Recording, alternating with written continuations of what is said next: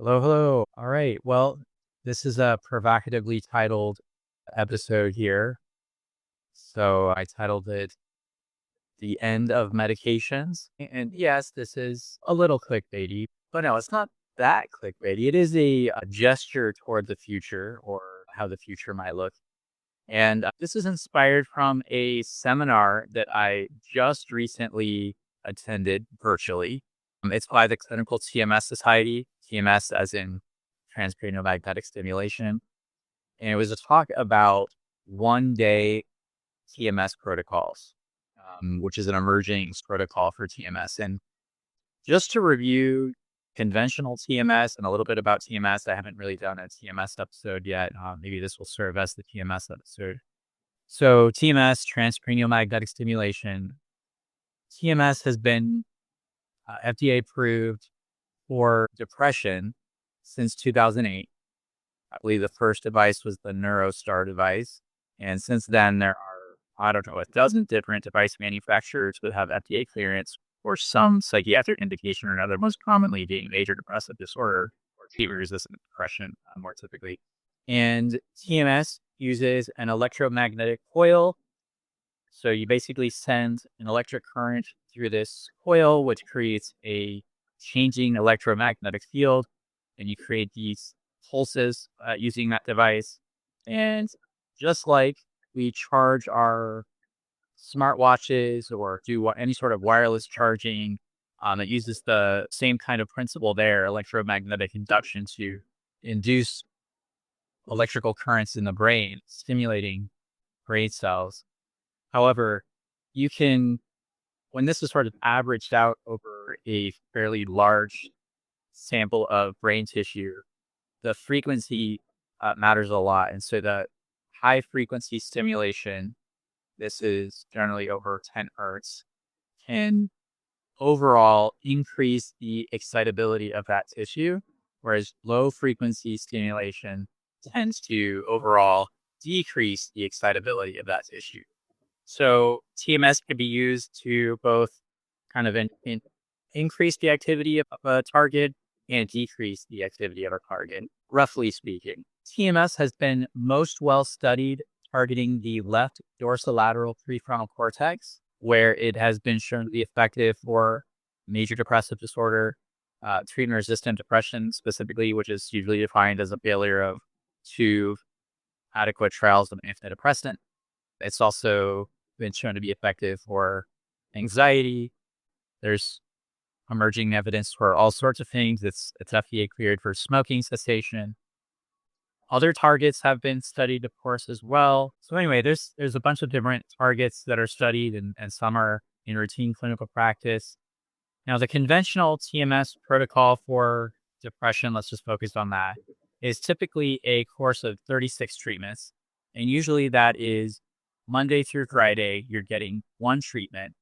And depending on the device that you have, that kind of determines how long the treatment is, as the standard protocol for each device might be a little bit different. But typically it's somewhere in the range of about 20 minutes, 30 minutes, something like that.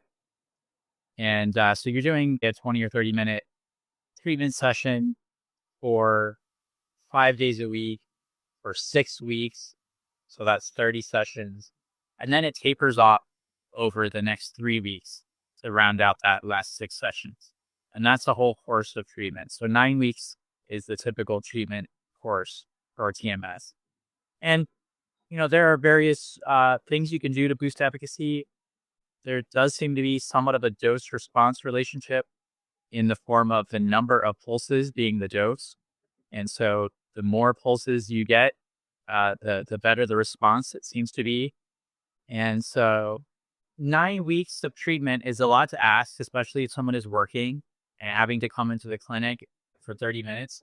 Now, unlike ECT or ketamine, you're allowed to drive with TMS. You really can just kind of show up, get the treatment, and then go about your day as usual. There's no sedation or conscious effects while you're having it. But it's a resource intensive thing just from a clinic standpoint. It's not very scalable, right? Having to do so many patients, your TMS practice is going to fill up pretty quickly, and then you can't really treat anybody else until people finish their 9 weeks of treatment. And so that's really limited the the utility of TMS for many psychiatric disorders, no matter how effective it is, because you just can't scale it up and it's expensive. And even if it weren't expensive and whatnot, not many people can access it. They can't take off that much time from work. So along comes some research trying to increase the speed of the effect of TMS. And there's a number of studies out there, but the most famous in the past few years has been the SEEF protocol, which stands for Stanford Accelerated Intelligent Neuromodulation Therapy. And as the name suggests, this was research done out of Stanford, I think led by Nolan Williams, who is a dual psychiatrist neurologist who unfortunately recently passed away by suicide.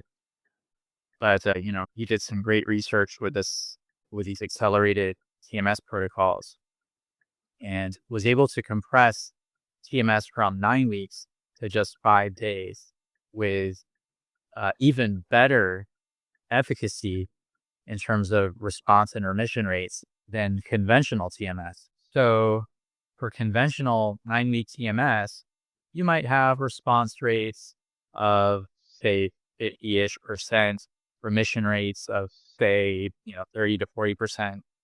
And there are some tricks you can do to try to improve those numbers, but roughly speaking, those are about right. Now, keep in mind, this is generally only done in patients who have failed 2 antidepressant trials, at least, because that's what insurance companies will cover. Oftentimes, some insurance companies might require more than that. So those are rates in a treatment-resistant population. So, not bad, but not amazing. In the same trial, they were getting remission rates in like the 70 to 80% range. They did a couple of trials. I think the first one had remission rates in the 80 or 90% range. And then the second bigger trial went a little bit down into the 70s, if I recall correctly. But the way that was done was they did 10 sessions of abbreviated high frequency TMS. So each session of TMS was, I think it was 3 minutes. It's been a little while since I looked at the paper. I believe each session was just 3 minutes, like a theta burst protocol, and then they'd have a break and then do it again 10 times throughout the day. So basically, took up the whole day, Monday through Friday, and then the effects seemed to be durable for quite a few weeks after that. Now, since then, this 1D treatment protocol came about, and this is where they pre-treated people with lisdexamfetamine, which is brand name Vyvanse, a stimulant, and D-cycloserine, which is actually an antibiotic, but it also happens to be a NMDA receptor partial agonist. So not an antagonist like ketamine, but a partial agonist. And they would give that combination, I think it was, I could be mistaken on this, but it was like a couple of hours or an hour before the TMS session, the first TMS session. And they would likewise do, I think, a very similar protocol as the Saint, like 10 sessions a day, but just for 1 day. So very similar protocol to Saint, but they would pre-treat them with D-cycloserine and Vyvanse and do those 10 sessions. And what they found was also very impressive response and remission rates beyond conventional TMS response and remission rates. And just from 1 day of treatment. And the effects lasted for quite a while. I think they looked out to 6 months even. And the interesting thing was that people's response was kind of delayed. They draw this graph. It's like an exponential curve. So it wasn't like people got immediately better. It was that each day after the 1 day of this 1 day protocol, they would get more people responding and remitting. So there's this kind of delayed progressive effect. Now, newer research seems to suggest that it's probably mostly the D-cycloserine and maybe the Vyvanse is optional. But my point is, I just arrived home here, so I'm going to sort of jump ahead. But my point is that if this turns out to be reproducible, and so far it has been in open label settings and small open label studies, But if there's a decent sized, well done randomized control trial with this 1D protocol, I mean, that's a game changer. And given that TMS is a treatment modality where you can target different brain regions and probably treat a wide variety of psychiatric conditions, maybe this does spell the end of medications. And of course, I'm exaggerating. We're not going to eliminate medications completely, but you could foresee a day where TMS becomes a first-line treatment for many of the most common psychiatric conditions, at least the mood and anxiety disorders, with a single day of treatment. So that would sort of really change the day-to-day practice of psychiatry. So I'm pretty excited about that, and also curious to see if D-cycloserine proves to be useful for augmenting the effect and durability of ECT. So as far as I know, nobody has done that yet. All right. Well, exciting times for psychiatry. So with that, take care.